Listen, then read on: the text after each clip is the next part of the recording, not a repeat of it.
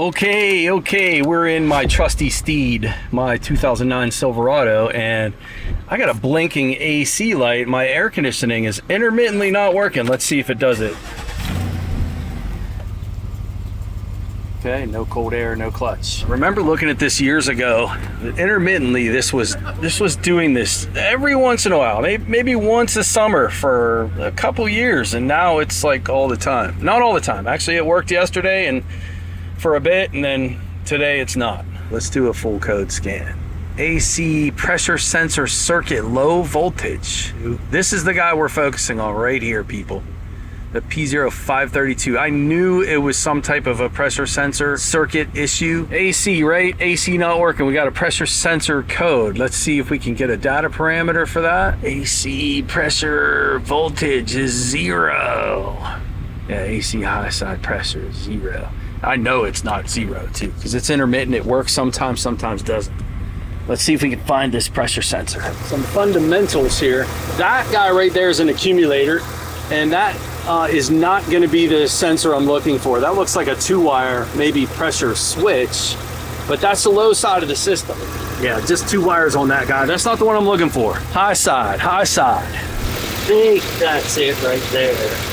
I'm just going to reach down and wiggle on it while we watch scan data.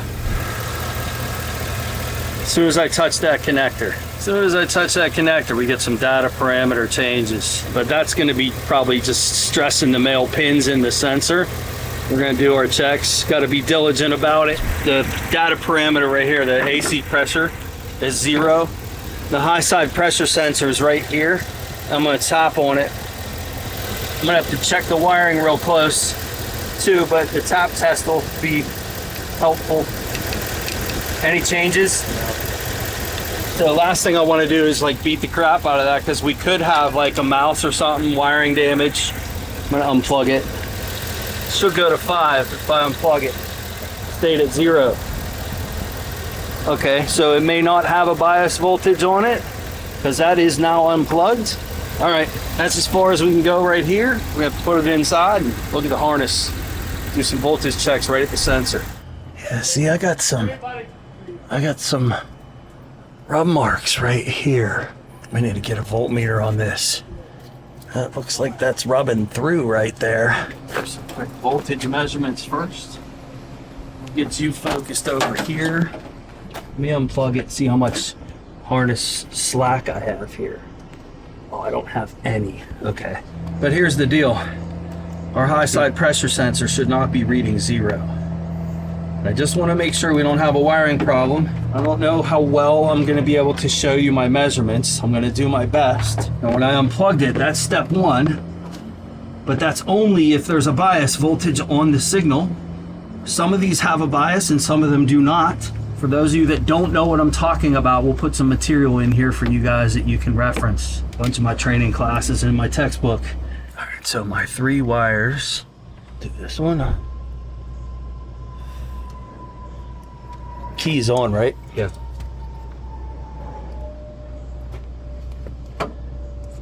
Flashlight, hope.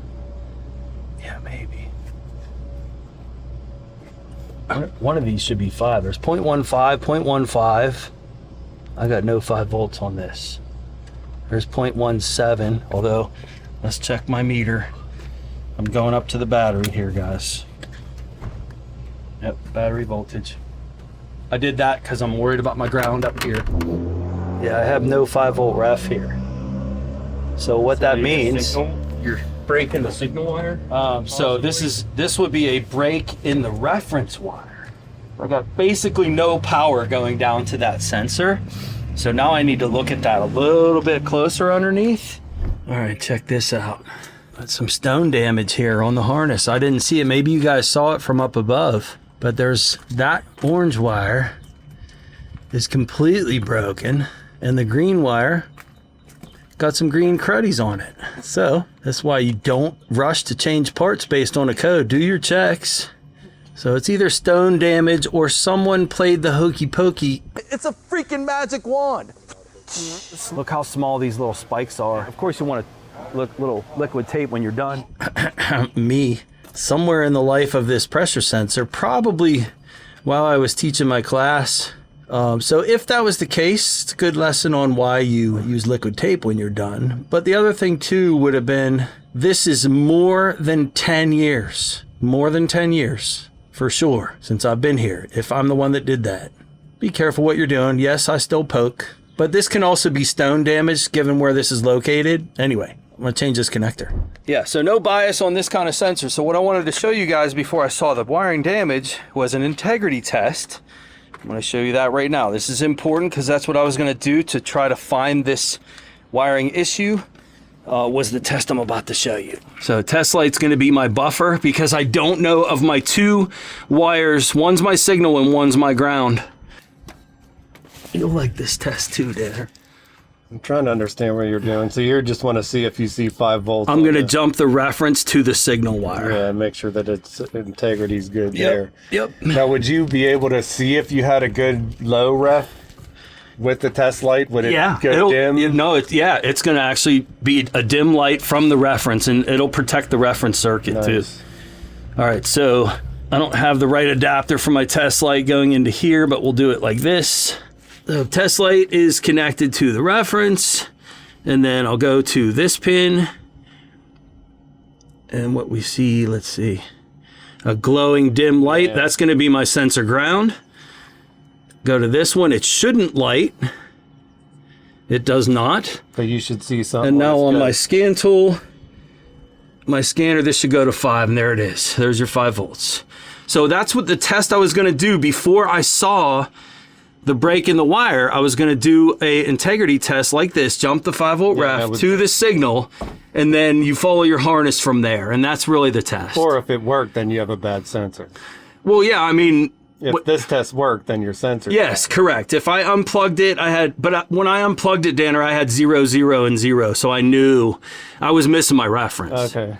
And so I knew I had a wiring problem right off the bat. But my brother's right. If we see 5, 0, and 0, then the next step would be this test right here. If we see 5, 5, and 0 unplugged, it has a bias voltage, and you don't need to do this test. But this is the test we're talking about. That's your integrity test. That's good. Now I'm going to plug it in and see if we got error. All right, you see the voltage on the scan tool, voltage and pressure. With me plugging it back in, we should be able to start it and have AC now. On a 95-degree day, this was really important. There's times when you fix your own car. Almost killed my battery, didn't I?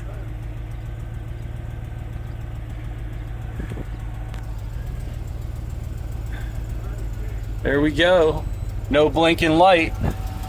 Got cold air. Hard to kick on. We should see a pressure rise on the scan tool too. There's my AC pressure.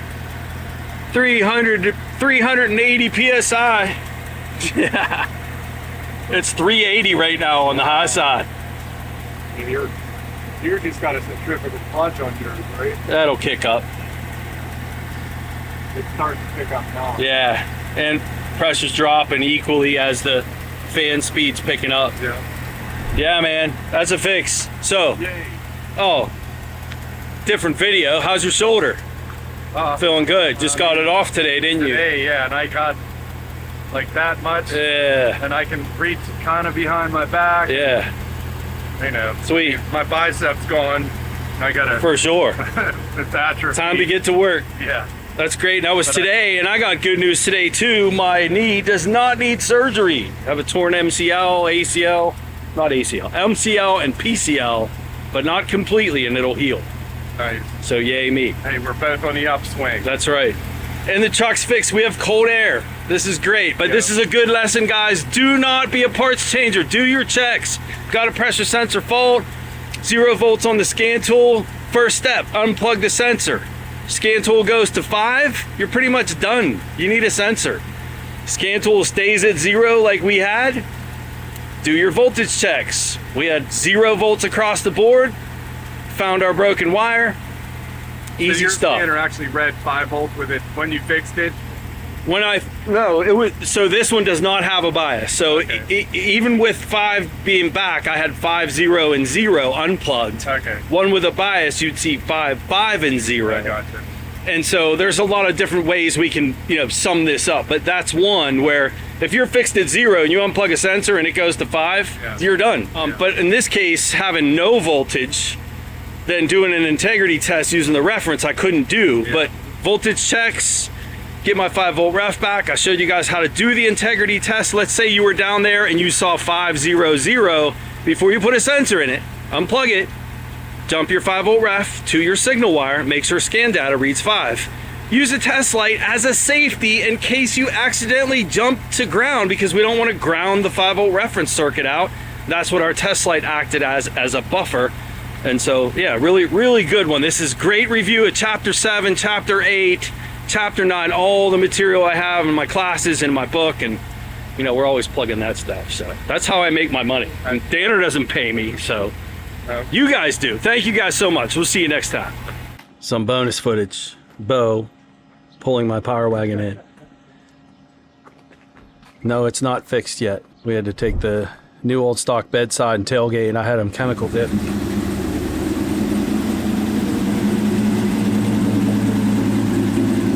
Your horn doesn't work. I just tried to beep it. Yeah, no.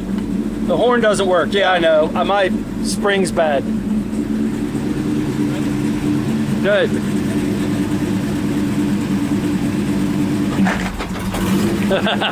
Easy, easy. Nice and slow.